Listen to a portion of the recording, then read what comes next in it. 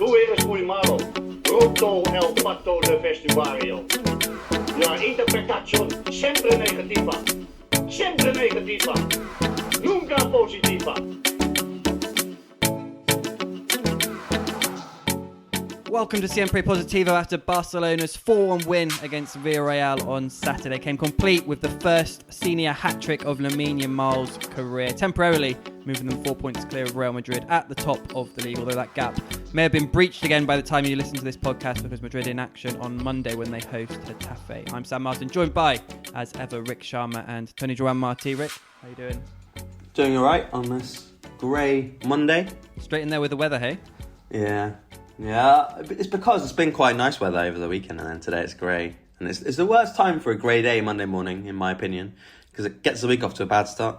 I wouldn't say the weather's flipped now, but it's been better than it had been for maybe like a 6-week period. And also, once it gets to March, I don't worry so much about the weather because I know that the worst weather is behind us now and it's, not quite spring, but we're touching spring, so I don't have to worry. Like if there's a cold day in the middle of winter, you're like, how long is this going to last? If there's a cold day in March, you're like, oh, just temporary. The good times are just around the corner. Siempre positivo, you might say. Yeah. Tony, ¿qué tal? ¿Cómo estamos? Good morning. Why you always talking about the weather? It's like that's what I asked Rik. Rik brought it up. Do you know what this is like? Elderly habit. This is like the one time that I was late, and then it becomes a big deal because it's the one time that I brought up the weather. Okay, so 1 minute 35 seconds until Rik Sharma found his first excuse record. Yeah. You okay, Tony? Good weekend. All fine. Yeah, plenty of games, meetings. Well, now my perception of the week has changed. Now I could say that more or less my weekend is Monday and Thursday. It's like me. Yeah. Thursday es martes, ¿no? Sí, que siempre me confundo. No, Tuesday is martes. No, Thursday es martes. Tuesday. Ah, no, coño, vale. Monday and Tuesday. Es que siempre, todavía ahora I mix Tuesday and Thursday. So before it was weekend when I was more or less... Well, not 100% because when Barça was playing, you were trying to get info and all these things, but in general, it was the weekend when I was able to rest. Now it's different. It's more Monday and Tuesday because there is no football during the week normally in young teams in Catalonia, in Spain. So you have to be working a lot, going to the stadiums to meet this father or meet this guy. So at the end, you finish the weekend totally exhausted, and then Monday and Tuesday is when you can have your own little bit of weekend, So this is different. But well, if you work in AFP... Your weekend starts now. Yes. If you work in AFP or SPN, it's a weekend of 7 days, so it's not easy to understand for you my point. No. Hard work for AFP. I mean... It's so different to when I was a freelancer. I do miss those days as a freelancer where if nothing's happening, you shut your laptop and then off you go. Whereas this, I mean, even yesterday on paper was supposed to be a very quiet day. There was just the Seville derby, which doesn't need that much copy. And I thought, wow, it's nice, it's a quiet day. But in the end, ended up doing more work than on sometimes on a busy day when you have... So Lewandowski gets his injury in the morning, so he's not going to be available to play Atletico on Tuesday. Racism issue, no? In Elche Español. Exactly, yeah. Rafa Mir, who seems by all accounts to be not a very nice person. Accused of racism. Then a bunch of other stuff. Can't remember what it was now. I mean, Jose Mourinho talking again, and that's still an issue with Prestiani thing. He said Prestiani is finished with me. He said if he's proven guilty, which obviously is very hard to prove him guilty when you can't see what he was saying. So classic Mourinho, and there's a couple of other things as well. Anyway, ended up turning into quite a busy day. Yeah, and get the small violins out because obviously great jobs covering these games, etc. But you can't even plan your weekends anymore because as a segue into the Champions League, once Friday's Champions League draw came out, the LaLiga changed all the fixtures for next weekend, which means Real Madrid are now playing Friday night, Barcelona are playing Saturday night, when before I think Real Madrid had been playing earlier on Saturday, Barcelona on Sunday, so it means Friday and Saturday nights are a write-off. But just quick thoughts on the Champions League draw. I think a lot's been said by now. Barcelona drawing Newcastle first leg at St James's Park next week. The second leg back at Camp Nou the week after. If they win that, they will face either Atletico Madrid or Tottenham in the quarterfinal, and then a potential semi-final if everything goes to plan in that other part of the draw against Arsenal. It means they won't have to play until a potential final, the likes of Paris Saint-Germain, Chelsea, Liverpool, Manchester City, Real Madrid, Bayern Munich. I don't think there's anyone that really disagrees with the outcome of the draw, is there, Rick? That it's a very favourable draw within the context of the last 16 of the Champions League. I think we expect Barca to beat Newcastle, but obviously it wouldn't be a complete surprise if, Newcastle came up with something good, especially at St James's Park. I mean, Atletico wouldn't be easy. We've just seen Barca lose 4-0 to Atletico. I'm not saying these are games that Barca will definitely win easily, but in the context of the Champions League, once again, it's as good as Barca could have hoped for, no?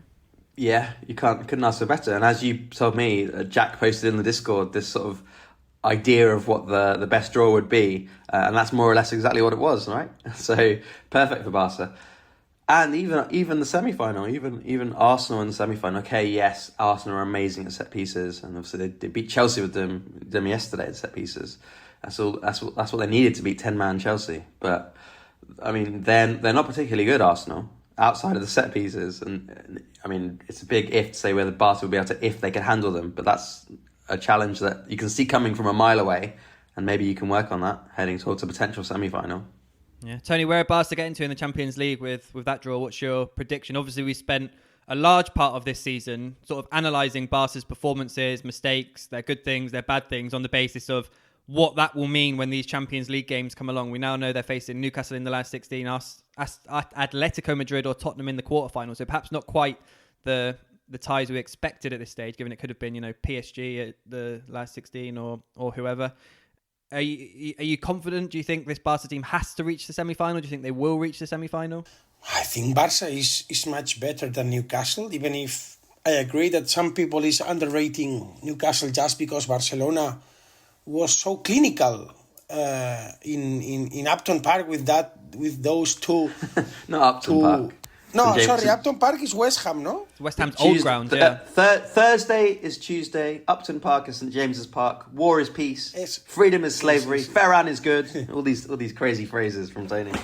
Vale. Ferran is good. I have prepared a list for you, and you will be, as Josep Pedrerol used to say, retratado. I have a list for you. Don't worry. You will be in your place in a few minutes. Don't worry.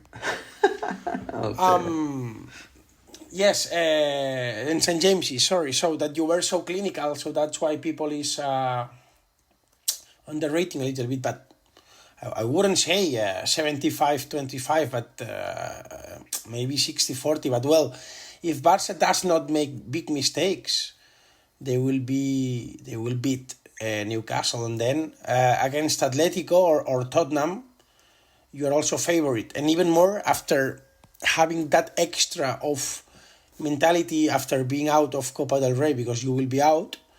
So I think Barca is favorite. And if it was a bigger opponent, I wouldn't say ¿cómo es un fracaso? ¿Cómo es en inglés? Failure.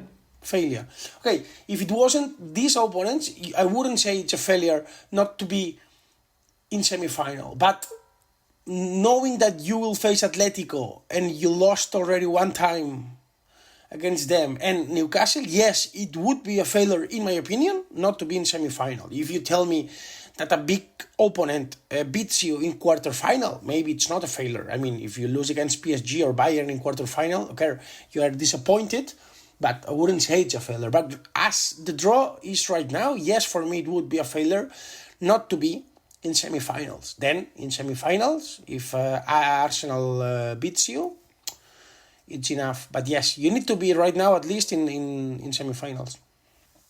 And I think Barca will be. I think Barca will be in semifinals. It's true. Whatever spin you put on it, however they go out, whether it's in playing well in controversial circumstances or not, if it's before the semi-final now, it'll feel like another missed opportunity, like that Inter game feels like now last year.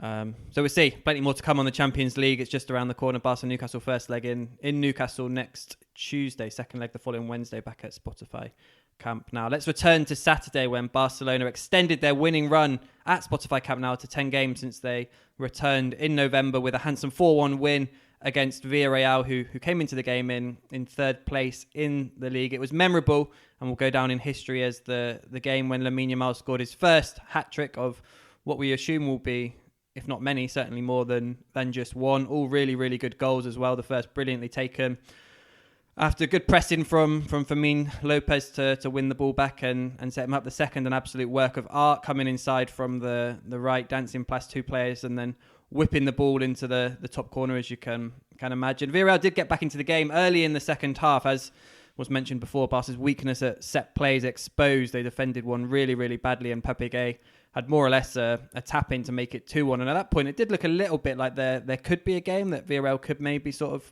equalise at some point. There was a moment when I think Perez missed an open goal after a rush to the head for Joan Garcia. But then Pedri came on. Everything calmed down. He sort of took control of the ball, took control of the game. He set up Lamine Yamal for his hat-trick with a brilliant pass. Lamine again with a brilliant execution as well. Yamal then came off for a rest, as did Rafinha for the final minutes, and Barca capped the win late on with a goal for Robert Lewandowski after another good pass from Pedri, played in Jules Koundé, who had a good game, and he pulled back for the Polish striker to tap in and make it 4-1. Rick, my immediate reaction was that was as good as Barca have played in a while, certainly over the last month, in the league for sure, in terms of the sensations, the pressing, the freshness, obviously perhaps helped by the fact they've had 2 free midweeks. Although it is also true, there were the odd lapses, like I mentioned, the goal, the Joan Garcia moment, but it didn't feel like there were certainly games when teams created much more against Barca. And even though Villarreal had those moments, they were more down to sort of Barca's individual sort of sloppiness as opposed to, the system in terms of, allowing them to break through and transition all the time. It felt like a fairly serious performance, and obviously marked by, we'll come on to Lamine Yamal in his comments, but by Lamine Yamal and Pedri, who are going to be probably 2 really important players if Barca are going to do anything from now until the end of the season, obviously. Yeah, big positivity after this game. Brilliant from Lamine, obviously. Of course we'll talk about that. But yeah, like you say, I think maybe most encouraging was that Barca really didn't give up many big chances at all. Just the goal for Pedri and then the chance for Jose Perez that you mentioned where Joan Garcia comes rushing out and doesn't get it. But yeah, compared to other games, even against much worse opposition, not that Villarreal were particularly good in this game, but they have a good team with good players, and they didn't create a lot of danger. Whereas, like teams like Alaves a few weeks ago were ripping Barca to shreds, even though Barca won that game. They could have scored a hatful Alaves and various other teams as well. So yeah, it is a positive, and it's that time of the season where things are starting to get important again, like last season, business end of the season, and Lamine Yamal has appeared, and he came out and he said he's happy now, finally, after months, it seems, of him not being happy, according to what he said. Yeah, we'll talk about Lamine. Obviously, it's obviously not just the hat-trick, but like you say, his comments, perhaps the big talking point from the game. Tony, just in general, your thoughts on Barca's performance on Saturday against Villarreal? Bueno, I think that the key was that Barca was very clinical in the boxes, especially, of course, Lamine Yamal, no? And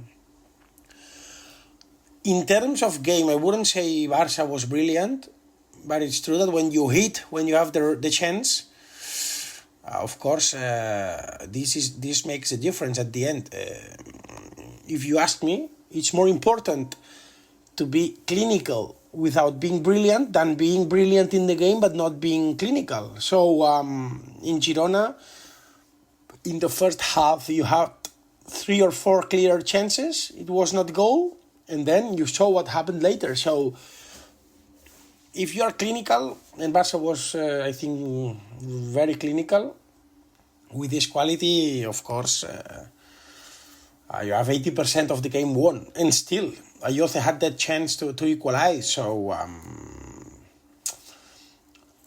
I'm not especially convinced with this. It's true that Barca, one thing that I liked of Barca is that they tried to get longer ball possessions to stop a little bit this box-to-box game. So this thing, I liked it. I also liked it that on the first 35 minutes, Villarreal didn't create a single chance. It's important to be concentrated. So I was maybe happier with defensive performance than in terms of offensive performance, even if, yes, you scored 4 goals.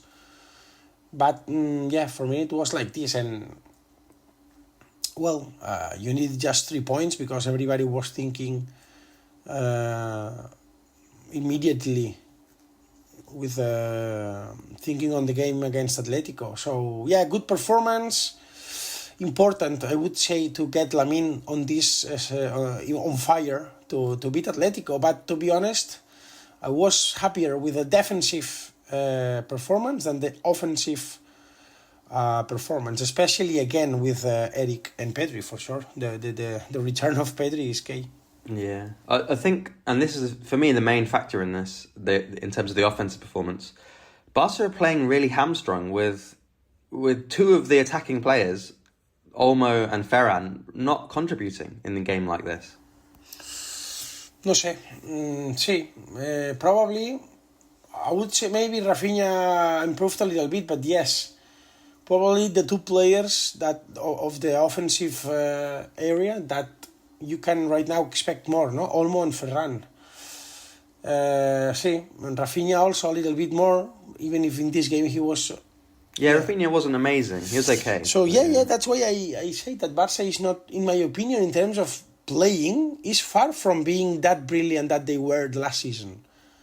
But luckily, you don't need to be that brilliant to win games and to be solid. If you are solid, plus you are clinical, just what happened against Villarreal, you can go, you can dream. Problem is that you have to be solid and clinical, not one day. Also, against Atletico, I would sign if the team doesn't play really brilliantly, but they are clinical and solid. With these 2 ingredients, Madrid had won a lot of Champions League that last years. So I wouldn't underrate this because it's 2 of more important factors in competitions. But we have discussed it several times this season. We say that they have made an improvement defensively, and then on the following day you are smashed again. No? So I want to wait and see if against Atletico is the same. Lamine Yamal then, hat-trick, 18 goals this season for the 18-year-old. That's as many as he scored last season in 55 matches. It's come in just 34 games this season. An incredible amount, really, when you think about it, even if sometimes there are people asking for him to score more goals. He's the first 18-year-old to score a hat-trick in LaLiga since 1967. He's the youngest Barca player now to score a hat-trick, taking the record from Giovanni Dos Santos. Only 2 players have scored hat-tricks younger in La Liga, and you have to go back to the 1930s. Jose Iragorri was 17, and Rick's favourite player, Pombo, was 18, but younger than Lamine Yamal at the time. But interestingly, after the game, given he's scored 18 goals, he's Barca's top scorer in all competitions. I think it's 13 assists, which places him second for Barca's assists in all competitions. He said that he's not been feeling good this season for a combination of reasons. He mentioned the pubalgia, but he said other reasons as well. Obviously, we've spoken a lot about his pubalgia issue this season. I was trying to think what else it could have been, thinking, perhaps, obviously there's been stuff about his personal life, whether it's been the actual personal life or the effects of having to deal with, your personal life perhaps being the source of such speculation or media expectation, whether it's to do with, just the general expectations in the media, whether it dates back to, all the fallout around the first Clásico, when he perhaps was the first time he sort of started to sort of split the divide. I'm not saying Real Madrid fans had always supported him, but given, the Euros and stuff, he was kind of sort of broke out as a star in Spain, even though we've been obviously had that big season with Barca before, and perhaps was sort of quite universally loved. And then obviously last season went really well with Barca, and it was perhaps the first time it really sort of spilled out into the media, the fact that, there will be that Madrid-Barca split, and people sort of really came for him. It also sort of perhaps correlated to what he'd said after that Copa del Rey final last year, when he spoke about,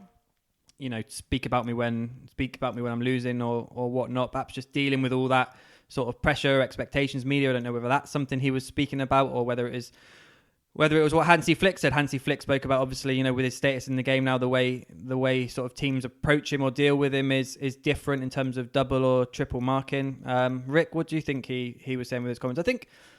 I don't think it was a massive surprise that he said he's not always felt great this season, mainly because of the injury. But I think the the most surprising thing to me was that he said it has only been since a week, just over a week or so ago, that he's felt like he's enjoying his football again and able to play with a smile.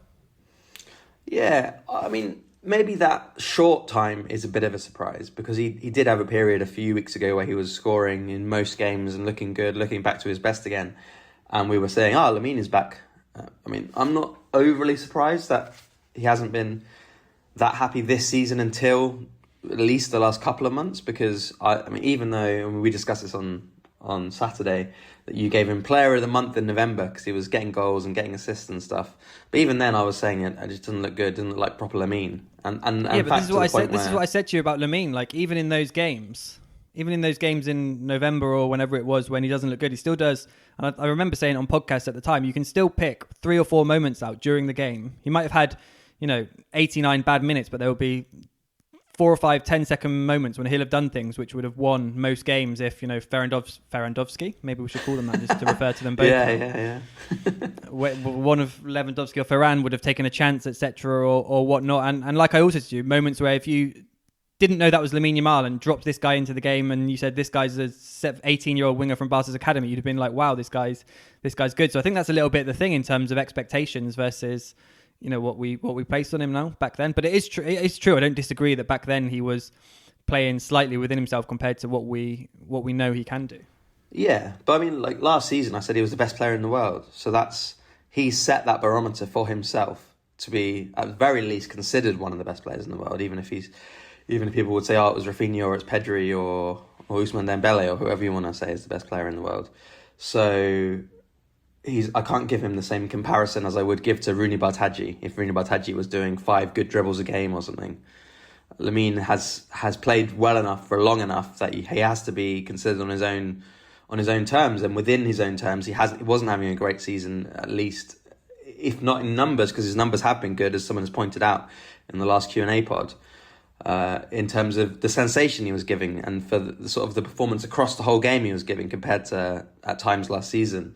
Whereas this game, absolutely brilliant, and hopefully he is now back happy again and back to his best. And I think that, yeah, like you say, there's a lot of factors as well as the pubalgia behind it, like the maybe the focus was getting to him in terms of after the first Clasico, sort of the hate he got from some areas of the media and so on, that before he wasn't getting the whole relationship thing. And I guess with a lot of things, maybe at first the spotlight was a lot of fun and he could make jokes and so on, and he was beating Madrid every time and he was saying, come for me when you beat me. And then they did beat him and then they came for him and he didn't like it.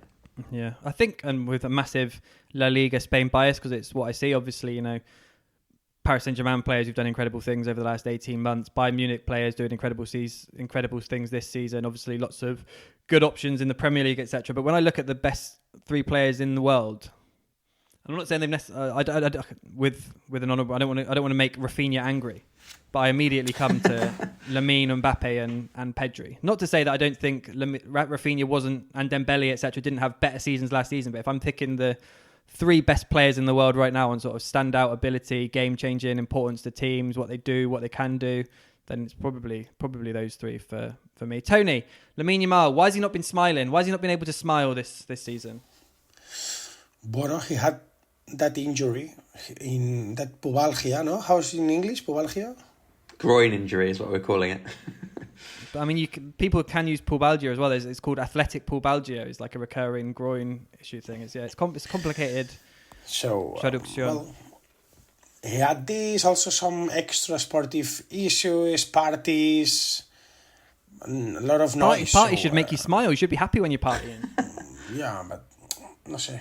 I think I wouldn't say he was not enjoying. I think this statement is a little bit out of... it's not the reality. He was maybe happy because he had a hat-trick. So, I saw also his last games and he was not brilliant in some games. So, no sé. In Girona, he missed a penalty. He missed a clear chance also. So, he was happy and he said that. Yes, I agree that the beginning of the season has not been easy, as I said, with a lot of noise regarding his attitude, his parties and all these things. And right now, maybe, of course, he feels in a better shape, but I wouldn't say nothing big has changed.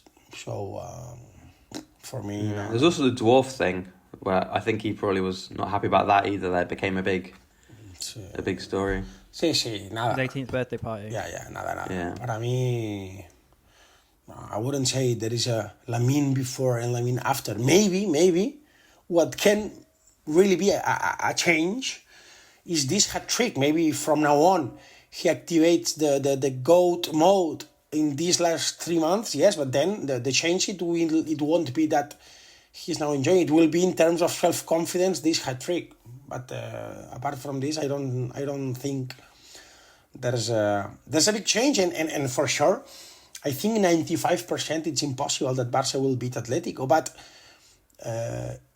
among these 5% that Barça has to beat more than 4-0 Atletico, or at least for 4 goals, this inside these 5%, 3% is a brilliant version of Lamine Yamal. So 60% of Barça chances depend on Lamine Yamal being great against Atletico. This no doubt about this. Yeah, we'll end on the remontada chances on Tuesday, but Lamine's already summoning his inner Neymar. I think it was on Instagram. He posted saying the Neymar quote before the PSG 6-1 back in 2017. Was it 99% faith, 1%?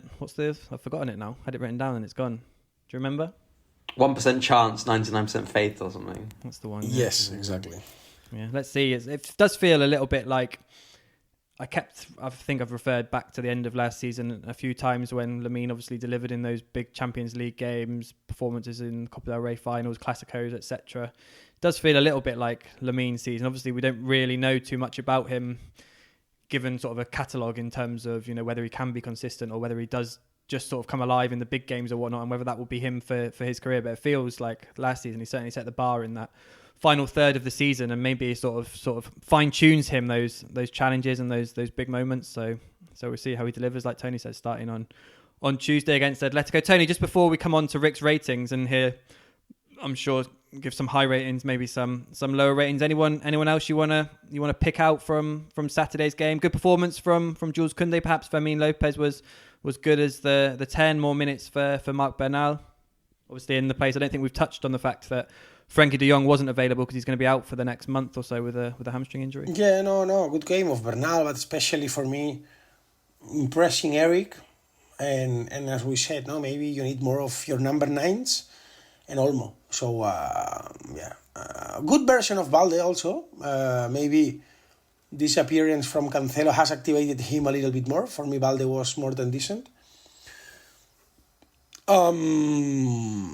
And then let's see, because right now, I'm sure that you cannot use Pedri, Fermin, and Olmo in the midfield. I mean, I don't imagine. I mean, you don't have Eric, and Casador is with some discomfort. So at the end, you have for 3 positions in the midfield, Pedri, Olmo, Fermin and Bernal. If you don't play Bernal, it means that you have a very, very, very, very soft midfield to play against Atlético de Madrid, and with Pedri being back from an injury. So I don't imagine Pedri plus Olmo plus Fermin. It would be so soft. So what does it mean? It means that it will be Pedri with Bernal. So what does it mean? We have again a debate between Olmo or Fermin as a number 10. I think that Fermin will be the chosen one, unless seeing the low performance of the number 9s, you put Dani Olmo as a number 9. But for me still, okay, it's like, okay, let's change something, but still no reason. For me, Olmo is not really performing well. Maybe I would do this in terms of, okay, they are not doing well, okay, I will try Olmo, but not because he deserves it. So I think Bernal will play with Pedri and Fermin will be the number 10 or Olmo. But I still think Fermin will be ahead of Olmo. And I repeat, maybe you cannot rule out that you bring Olmo as a number 9. But in my opinion, if you have to try something new, it would make more sense if he's totally fit to go with Rashford than with Olmo as a number 9. No, that's what I was going to say. I'm totally clear. If I was Flick, I would do that. Bernal, Pedri, Firmino Lopez, Rashford is the 9, Rafinha and Lamine Yamal. I've got absolutely no doubts about that for Tuesday. That's what I would do. I'm not saying that's what I think he will do. I'll be surprised if he did bring Rashford in as the 9, but that's absolutely what I would do. It's also true. It's also true, Sam, that normally when you bring Olmo in the second half, is to bring a little bit more of control, ball possession. So if I imagine that Barcelona is winning 2-0, and I bring Olmo, I wouldn't be excited. But if I'm winning 2-0 or 3-0 and I bring Fermin for the last 35 minutes, a little bit more of skills in the box. I mean, so this can make me think that maybe still Olmo has some chances. Yeah, but if in terms of performance, for me, obviously, Fermin has to be ahead of Olmo. Yeah, well, we'll touch on the remontada chance at the end. Let's just wrap up the Villarreal game with Rik's ratings from Barcelona 4, Villarreal 1. Yeah, Joan Garcia 5.5. Jules Koundé, best game for maybe all season. I know he scored 2 in one game against, was it Frankfurt? But actually it was a very good performance from Koundé yesterday. 8.5. He got an assist. He could have got more than one assist. He had obviously a great chance, which he missed early on. First big chance of the game, sort of screwed it across the face of goal. Defenders finish it, really. But actually defensively. And this is a weird thing, right? I was sitting there watching him and watching the game. And after 3 minutes, I was like, Jules Koundé is different today. Like, there's something about him, and I can't put my finger on exactly what. Like, I can't say what it was, but he looks switched on. And then after about 8 minutes, he did a good block, and I wrote that in the Discord and also in a WhatsApp to my colleague Arno. And I was just waiting for it. I said to Arno, or maybe it was in the Discord, I can't remember. I said, well, okay, he looks good today, but there's still time for a nap later on. But the nap didn't come. He was good. Kubasi 7, Eric 8. Good performances from the centre backs. I didn't like Balde's game as much as Tony. I gave him 6.5. I didn't see him having a particularly great game, in my opinion. Bernal 7.5. No, not great. Not great, yeah, for sure. Bernal 7.5. Fermin 8. Couple of assists for Fermin. Dani Olmo 4.5. Lamine Yamal, the elusive 10, yeah. 10 for Lamine. Ferran 4. Rafinha 6.5. And then Pedri 9 off the bench, and Lewandowski 7. He got his goal and was okay. Yeah. Did you give a 10 to Ferran against Betis for his hat trick, or it was 9.5? I did, yeah. Yeah, okay. No, it was a 10. Unfortunately, because Lamine showed what a true 10 is yesterday. By the way, Lamine's hat trick was way better than Varane's. Hombre, yeah. Sí, claro. Yeah.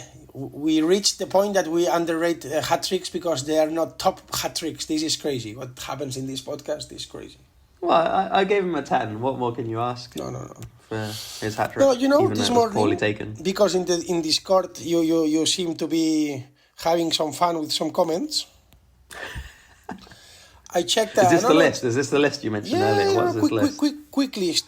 Quick question, and not to you, Okay. just to your mate, Samuel Marsden. Sam, among top 30 top goal scorers among the top 5 leagues in Europe this season. I mean, the top 5 leagues, but among all competitions, but only players that play in these teams that played in the top 5 leagues. How many players you think among all these 30? Lautaro, Ekitike, Panicelli, Gyökeres, Dembélé, Haaland, Greenwood, Rafinha, Igor Thiago, Lautaro, Gyökeres, Guirassy, João Pedro, Julián Álvarez, Vinicius. Among all these players, this season, how many they have better ratio goal per minute than Ferran? How many? Sam, how many do you think among all these 30? How many? You've got the list of the top 30? Sí, I have it. I don't know, 5? It's obviously low. Okay. Perfect. You just smashed it. 5. 5, only 5. And I will tell you only 5 out 30. Kane, Mbappé, Haaland, Dembélé, and Lewandowski. Only 5 players Lewandowski. were better. No, wait. You have been saying that Lewandowski is a disaster, Rick. He has. What are you He's laughing been bad, yeah. But that's exactly why. That's exactly why I'm laughing. Yeah. Wait. 5 players. Kane, Mbappe, Haaland, Dembele, Lewandowski. And I will tell you one thing. Penalties scored. Mbappe, 12. Kane, 14. Wow, that's a lot. Haaland, 5. Dembele, 3. Osimhen, 4, which has also a better ratio than Ferran for 2 minutes, but out of top 5. And Lewandowski, 1 penalty. Without penalties, no one of them is better than Ferran. No one without penalties. Lewandowski, of course, without that penalty, wouldn't have better ratio. Dembele, neither. Osimhen, neither. Haaland, neither.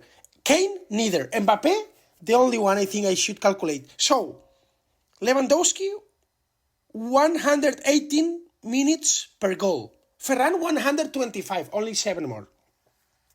Rafinha, 125. Exactly same ratio of Ferran, and I don't see people here saying that he needs to score more. Yeah, because Rafinha's played quite well in his performances. Yeah. Lamine, 157. And Rafinha plays on the left wing. Not the 9. Yeah. Okay. But then when they deliver assists, we don't say that it's easier to deliver assist a winger than a number 9. It's funny, this tricky game. Okay. Goals per minute played. Ferran, 125. Greenwood, 125. Igor Thiago, 127. Muriqi, 128. Lautaro, 134. Undav, 138. Budimir, 143. Luis Diaz, 148. You can make the numbers. You can make data say anything Lamine, you want. 157. Panicelli, 157. Gyökeres, 161. Girassi, 162. Tony, you've turned into a madman. 199. You've turned into an absolute madman.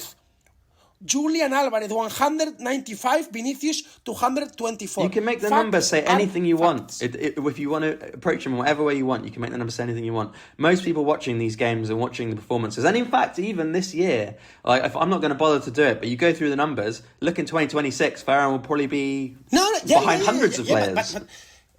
But you cannot analyze only 1 month. You have to analyze the whole season, no? Or you analyze only what you want. Because when he was scoring, you were saying... I can't listen to this. Wait. No. Because you get so mad. You are worse than Catalan media when it comes to attacking Madrid. Listen to me. What have we agreed just 3 minutes ago? We said when discussing the game, low performances, very poor performances. It's all said. It's not that we are saying he's playing well.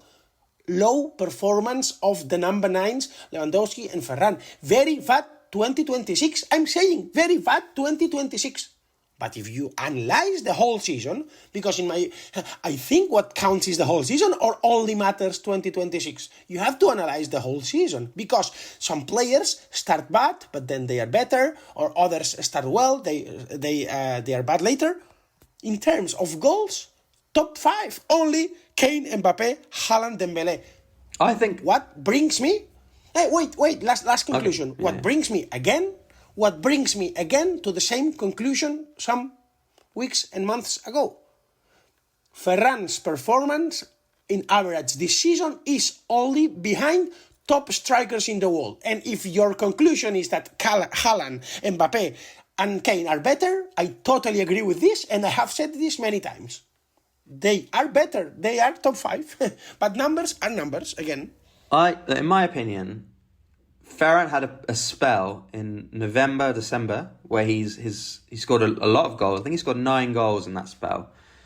Yeah, this is your opinion. No, that's a fact. Facts. That is a fact. That is a pure fact. That he had this spell where he scored 9 goals. How is it opinion? It's a fact. Vale, sí. Okay. So you had this spell. Marcó 9 goles. But you haven't let me say what you know what I'm going to say. Vale, go. So you had this spell where he scored 9 goals. I'm just going to add them up. 1, 2, 3, 4, 5, 6, 7, 8, 9. No, 9 in 10. From scoring against Elche on the 2nd of November to his hat-trick against Betis, he scored 9 in 10 Yeah, so 1 games. month actually, that spell, right? Elche was 2nd of November and Betis was... Disaster 2026. Betis was 6th of December. So he had that spell where he scored 9 in 10 games. Sí. Outside of that, perfect. In my opinion, the rest of the season before and after is the real Ferran. Like, that is what Ferran is. And he had the... This is crazy. This is like I have a date with you. I have a date with you at 4 p.m. We go to a walk, I give you roses, I cook you pasta, we have sex, and just during 3 minutes, I shoot you in your head with a gun. Okay, except from these 3 minutes, it has been totally romantic date. Crazy that you want to delete an important part. Not delete. No, not delete. But like, a lot of players can have a spell where they score a lot of goals in a season. Yes, exactly. But at the end, when you analyze, you have to analyze after the whole season. So like, because it's the same scoring all the goals in 3 months that splitting it. At the end, it's numbers of numbers. Do you remember Amir Zaki? No. Play for Wigan. ¿Quién? In the Premier League, and he scored like a bunch of goals in the start of the season, and then he just dropped off the face of the earth because he's not a good player, but he did score a bunch of goals in a spell. No, but don't worry, because if Ferran keeps being that bad, at the end, when we analyze in May the numbers, it will be clear that he has not a great season, because if he doesn't score anymore, when we do the list, he will be out of top 15, because if he keeps like this, he will be out. Tony, of course. What you don't give any credence to when you make these lists and you say, oh, this player scored this, player scored this, player scored this, is that Ferran is playing with Lamine Yamal and with Rafinha, and in a team that scored 67 goals this season, or 70 goals now in La Liga. Exactly, and also telling you that he's not kicking penalties, because all these players, as I tell you, they kick 6, 7, 8, 9, 10 penalties. Ferran is the only one kicking 0 penalties. So I think this matters also. Yes, what you say is true. Lamine delivers a lot. Yes, totally agree. And also that you are not kicking penalties. Yeah. I don't know. To be honest, like Tony says, I kind of thought you would. I wouldn't say Luis Diaz and Olise are bad. I wouldn't say Vinicius and Rodrigo are bad for Mbappé. I wouldn't say Cherki and company are bad for Haaland. So, I mean, others have also great mates. Of course, Lamine is number one, but others are also good members. I think this is the hand coming out of the grave in the Ferran argument. You know, at the end of the horror film, when there's one last thrust of the hand of the monster, and then soon it will be gone. No. Let's see. Rick, if he keeps going like this, facts will be facts, while Sam is getting desperate. Facts will be fact, because if he keeps like this, numbers never lie. Numbers never lie. If he keeps like this, in 2 months, he will be out of top 15. So it will be a pure reality. Let's see in 2 months. It will be a poor reality that his season is not good. How many goals? He's scored 16 goals across all competitions, is it? Can't get a word in. Joder. 16 and 9 were in that 1 month spell. ¿Y qué te pasa? I don't care. If I'm a restaurant, if Monday I don't get money, Tuesday I don't get money, but Friday I make 2 million euros, is a good restaurant? Is a good week for the restaurant or not? Well, it depends how you look at it. If you're a restaurant and you don't serve any food on Monday, Tuesday, Wednesday, Thursday, on Friday you serve 50 plates of bolognese, and then Saturday and Sunday you don't serve any food. Is the restaurant a good restaurant? Is it a good restaurant you want to have next to you in your city? No, it's not. It would not be very useful. Depending, because if I am an owner and I make numbers and every week the numbers are good, yes, what I want is numbers. Because if every week I have 5 disaster days, but 2 days that I smash in terms of cash, and I have 2 weddings and the restaurant is totally full, I won't have any problem. This is numbers. No. It's different in football anyway. It's different in football. There are 2 parts to scoring goals in football. One of them, yes, is the numbers, and you can make all your arguments around the numbers. But at the end of the day, it also comes down to now in the big games and scoring in the big moments. If Ferran scores, 2 goals every time Barca play at home and win 5-0 between now and the end of the season, because disappears in the Champions League, Copa del Rey, the Clasico, and they win nothing. No. What's the point of all the goals? Of course. And now I totally agree with you. Important games matter, and important games are about to start, of course. Important part, the 60% of the analysis for me will start right now. Because for me, it's not the same scoring normal games than important games. So, of course, if he fails now, it will be double failure, because it's now when good players appear. And he's also, I know we've said he's bad 2026, but he's scored 1 goal in La Liga. Rick do the outro. 1 goal in La Liga since the 7th of disaster December. of 2026. Yeah, for the moment, disaster of 2026. For three months. Yeah, okay. First were top. Now he's not playing well. Let's see on the last third of the season. You can see also some tennis players that they win the first set, they lose the second set. Let's see the third set. Marsden is out, ¿no? He's taking his video away. Sulking. ¿Qué es este video? What's this? Background pic.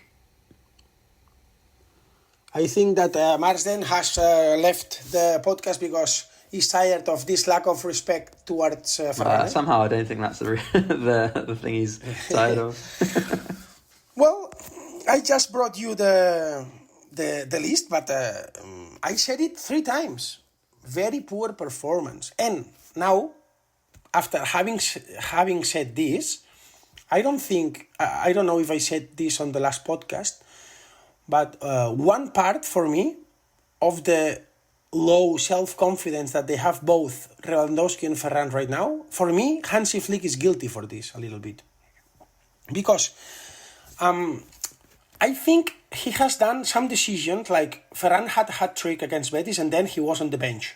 Then Lewandowski had also some good games, or maybe not good games, maybe not good games, but scoring, and then following game in the bench. You have to know that a number 9, when he scores, he needs to play again. So some games that Lewandowski scored, and on the following game he was on the bench, this is not good, because right now what I see between Ferran and Lewandowski is that both of them, after 55 minutes, they are looking on the side because they know that they will be replaced. So in my opinion, you are starting now the key part of the season with your both number 9 not feeling that they are important. For me, you have to be brave as a coach some weeks ago to say, okay, Ferran, no matter if you miss some chances, you are the number 9. Not doing these substitutions always after 60 minutes. Or opposite. Lewandowski, Robert, I know that you're a little bit old, but I know you will give me gold in important games. You are our number 9. But now I feel that both of them, they don't know who is the number 9. They don't feel safe. They feel that they will be replaced after 2 minutes. If they miss one chance, Ferran will be warming up. Lewandowski will be... So now I feel that it's important to have a clear number 9. And right now, we all have our opinion, but I ask you, you know what they would do, Hansi Flick, if it was a final of Champions League? I mean, I'm hoping, but by the time a potential Champions League final comes around, he's got a new solution that doesn't involve either of them, or one of them is in good form. But exactly, it's crazy. Yeah. And it's a very bad symptom for me, that you go to the key part of the season without a number 9 on fire. It's a very bad feeling to have a good number 9 on fire, I think. Not even on fire, without a number 9 being above room temperature. Well, exactly. No sé. In my opinion, if you have to make a decision right now, it's still too early. I mean, not too early, but you are on time to do it. For me, it's what makes more sense. Even if pressing, he's not as good. For me, you have to go with Lewandowski and bringing Ferran as a second weapon. For me, it's clear, because now it's important not to play well. You enter the period of the season where the most that matters, as we said before, is being clinical. And I think it's obvious Lewandowski can be more clinical than Ferran. So for me, it has to be clear. I would go with Lewandowski 100% as a starter. I would give him confidence, but not Olmo, Rashford, no. I would speak with Robert. Hey, you are our number 9. And then giving 20-25 minutes to Ferran to go with all-in running and full energy. But for me... Yeah, to go with some distaste in his mouth, to be like, I need to show who I am. Exactly. But for me, you have to go and give status to Lewandowski for these last 3 months of the season. Even if I know that he's not going to press or whatever. Just to get results. Good afternoon. Still talking about Varane and Lewandowski. No, but we were now... I was going to talk a little bit about the Atletico game, but I've been drained of all energy now, so this is what I've got written down. No Lewandowski, no Frenkie, no Gavi, no Christensen, no Eric Garcia. He's suspended, so we'll see what happens. Any chances of a comeback, Rick? Yeah, I believe it can happen. I don't think it's likely to. I think it can happen, though. Tony? Not happening? Happening? Of course. It's not 0%, no? More 1%, bigger things 1% chance, 99% we faith. have seen in the world of football. Maybe 5%. But my question is, can we consider guaranteed that Atletico will score or not? Probably, yeah. I would say yes. I think Barca need to score 5 and it'll go to extra time. 5-1. But if I ask if we can consider this guaranteed and you answer probably, something is not going well. We can't consider anything guaranteed. Can't consider anything guaranteed. No, can't consider anything guaranteed. Yes, I can consider guaranteed that Barca will score more than 0 goals against Atletico. Let's see. Didn't score against them in the first leg. I tell you this because if you convince me that Barca is able to get a clean sheet, then I can see more chances because, of course, easy numbers, 2 goals per half, it's not impossible. But then I analyze Barca defensively, and it for me, it's very, very, very, very unlikely that Barca doesn't concede. Let's see. We'll be back after that game later this week, obviously on Tuesday at Camp Nou, to see if Barca can somehow come from 4-0 down and put themselves into the final of the Copa del Rey for the second year running under Hansi Flick. In the meantime, stay positive.